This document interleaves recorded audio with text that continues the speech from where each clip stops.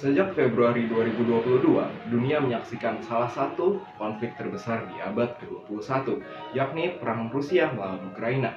Konflik ini bukan hanya tentang dua negara, tapi juga tentang stabilitas global, energi, pangan, dan kemanusiaan.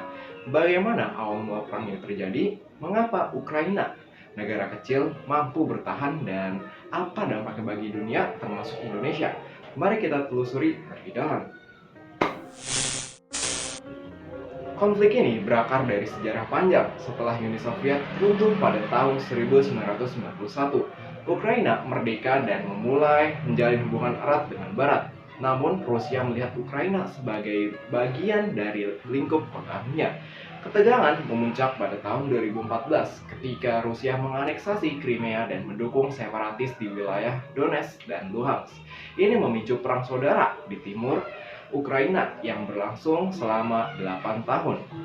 Pada 24 Februari 2022, Rusia melancarkan invasi skala penuh ke Ukraina. Presiden Putin menyatakan sebagai operasi militer khusus untuk mendemilitarisasi dan denasifikasi Ukraina. Namun, dunia melihat ini sebagai upaya Rusia untuk memperluas kekuasaan dan mencegah Ukraina untuk bergabung dengan NATO. Yang pertama, Rusia merasa terancam oleh rencana Ukraina yang bergabung dengan NATO. Bagi Rusia, NATO merupakan ancaman eksistensial dan ekspansi aliansi militer ini ke timur dianggap sebagai provokasi. Kedua, Ukraina memiliki nilai geopolitik yang sangat tinggi sebagai gerbang antara Eropa dan Asia. Ukraina adalah jalur penting untuk perdagangan dan energi. Yang ketiga, Rusia ini ingin mempertahankan pengaruhnya di bekas wilayah Soviet dan mencegah Ukraina menjadi negara yang demokratis yang beraliansi dengan Barat. Meski militer Rusia jauh lebih kuat dari Ukraina, Ukraina ini mempunyai tekad dan dukungan internasional yang sangat tinggi. Bagaimana Ukraina dengan populasi dan sumber daya yang lebih kecil mampu bertahan melawan Rusia?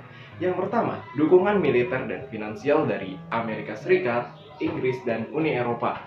Mereka mengirim senjata canggih seperti rudal Javelin, drone Bayraktar TB2, dan sistem pertahanan udara. Yang kedua, semangat rakyat Ukraina yang tinggi. Presiden Volodymyr Zelensky yang awalnya dianggap sebagai politisi baru menjadi simbol perlawanan dan keberanian. Yang ketiga, ribuan relawan asing dari berbagai belahan negara bergabung dengan pasukan Ukraina. Selain itu, kecerdasan militer Ukraina dalam menggunakan taktik gerilya dan teknologi modern membuat Rusia kesulitan mencapai tujuannya. Dampak perang ini dirasakan di seluruh dunia. Krisis energi terjadi karena Eropa sangat bergantung pada gas Rusia. Harga minyak dunia melambung tinggi, memicu inflasi di banyak negara. Krisis pangan juga meledak. Ukraina adalah salah satu produsen gandum terbesar di dunia. Blokade pelabuhan mereka oleh Rusia membuat harga tepung di Afrika dan Timur Tengah naik drastis, memicu kelaparan dan protes.